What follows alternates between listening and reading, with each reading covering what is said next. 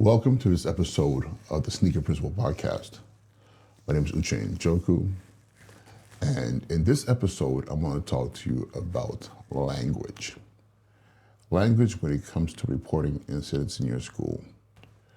So I'm going to preface this by saying I might be 100% wrong about this, or there are probably many opinions out there about this, but over the course of my career, spanning over 20 years, with a big chunk of it from 2005 to about 2011.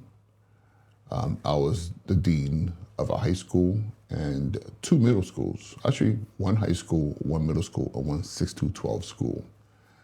And then even as an assistant principal, a lot of my duties included the things that I did as a dean, even though I had deans on my team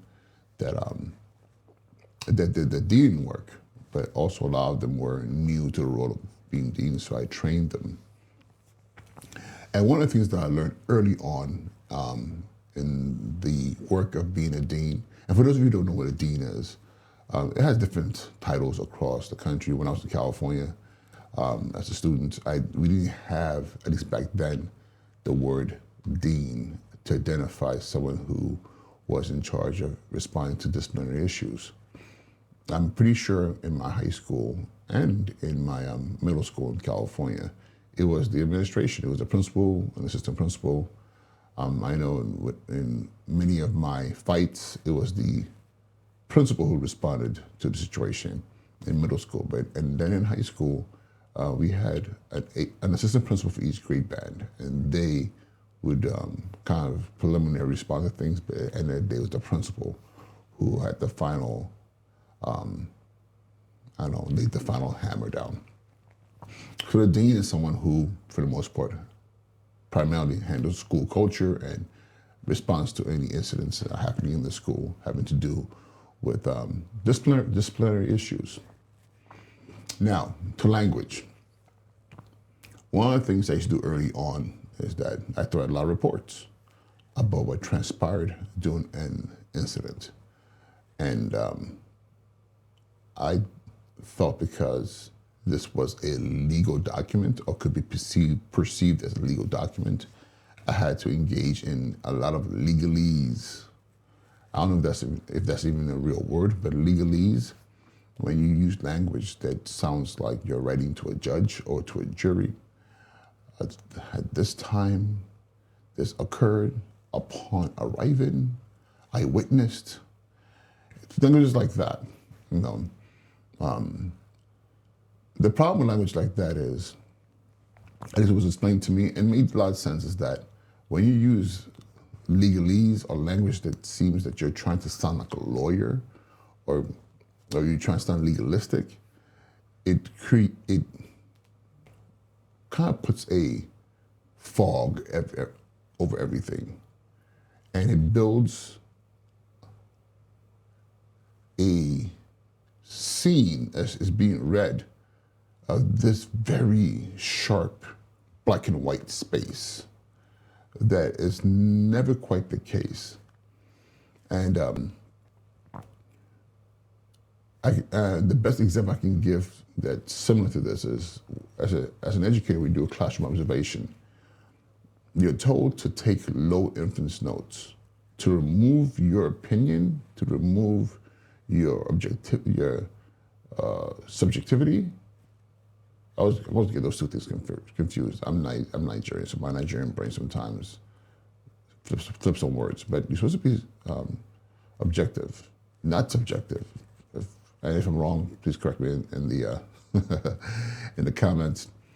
You can't go in here and say, "Oh, I walk into this classroom and make assumptions about what you thought the teacher was trying to do." The goal is to write down a report based on exactly what you saw, what you were told, without coloring anything, without bringing your inflection or your thought process, and your judgment into the conversation, into the report. And that's the same lens you're supposed to approach incidents. Student A said this happened, student said that happened, then this happened, that happened, that's according to what is being told.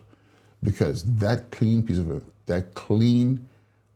line of information makes it easier to really figure out what happened and what didn't happen, what may be the truth, what might not be the truth. Often what happens, and this is the dangerous part about this, often one student might say, I was jumped by 5 kids. But the problem with that is, what does jumping mean? Because if you go based on your understanding or you start to legalize it, students said that after school they were walking to the bodega or walking to the corner store, and they were approached by 5 menacing students who should have been at home, but however were still in the streets. And when they arrived, one student verbally accosted the other student, and in a matter of seconds, the victim was facing a barrage of physical aggression from no. You see what I'm saying? It starts to paint a picture because again, you weren't there, so you're painting this scene as though you're writing a script for a movie.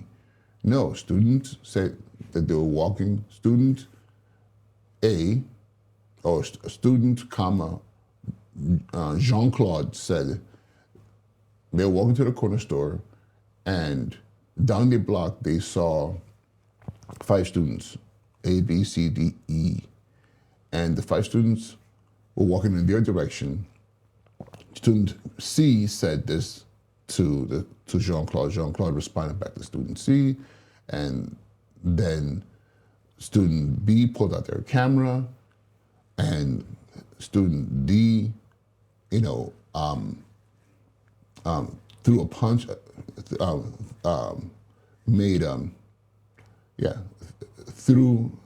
student D hits student. Like, you have to be very careful and be very precise with the language.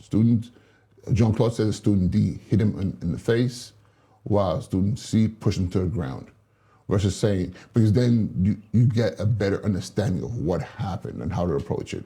If it turns into they were accosted by 5 students who were there, then what happens now, as deeper investigations are being done, all of a sudden your story starts to fall apart.